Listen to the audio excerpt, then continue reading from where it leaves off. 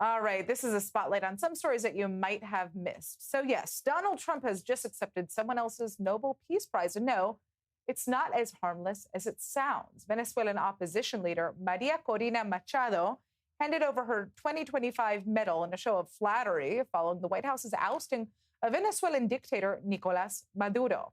She did this less than 3 months after winning it herself, but the medal itself can't legally be transferred, and the Nobel Committee has made that clear.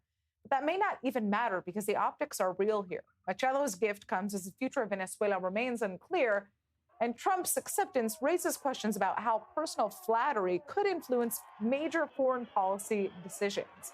After all, Machado is definitely eyeing a political future in Venezuela. Essentially, it's a reminder that in Trump world, awards and accolades are never just symbolic. And joining us now is our correspondent Joe Brown to break this down even further. So first of all, tell us a little bit about what actually goes into winning the Nobel Peace Prize.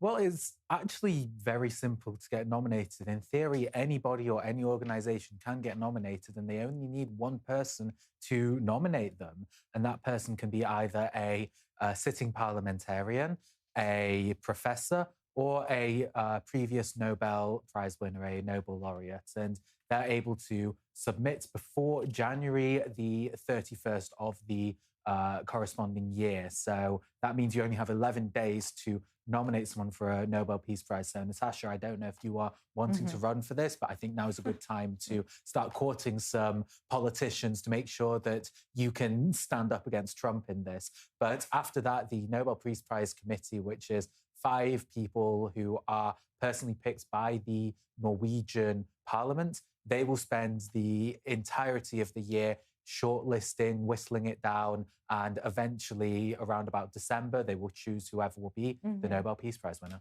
So what are the rules around this prize ultimately? Is it even possible for, Maria Corina to do what she just did and gift this Nobel Peace Prize to Trump?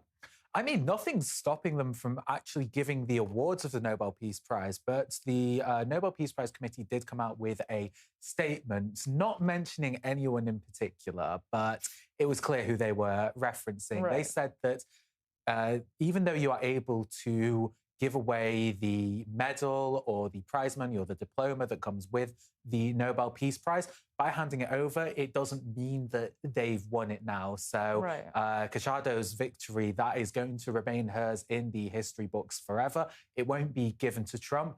There is one very interesting... Can she get a copy? She can copy it. She can take a picture of it, scan it. I don't know. However you please, but it will still always be hers. I did find one interesting precedent for this, and that was in the 1940s. The winner of the 1920 Nobel Peace Prize for Literature is a man called Knut Hamsun. He's a Norwegian man who was a Nazi sympathizer. And when the Nazis invaded and occupied Norway, he gave his Nobel Peace Prize to Joseph Goebbels as a sign of support, a sign of friendship. So I'm not sure if that's the precedent that they were anticipating, Machado and Trump, but it's still the same thing. Goebbels did not win a Nobel Peace Prize. Neither did Trump.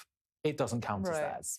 Okay, so I guess the next question is, how seriously should we take Trump accepting, this Nobel Peace Prize from Machado?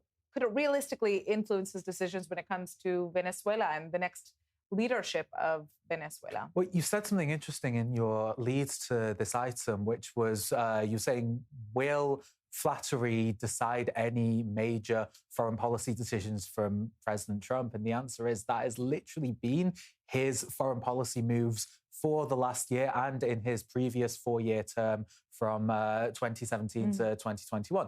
That's exactly what people do. That's what Benjamin Netanyahu has done. That's what the Qataris have done. That's what Keir Starmer, who's just spoken to him today about the tariffs from Greenland, that's what he's wanting to do as well. So listen, it won't harm her case. It's not like she went up to Donald Trump with picture of it going like, hey, do you want it? Do you want it? No, you can't have it. Right. It's not like she's going to taunt him about it. It's just a nice gift. It shows that she doesn't care about the awards.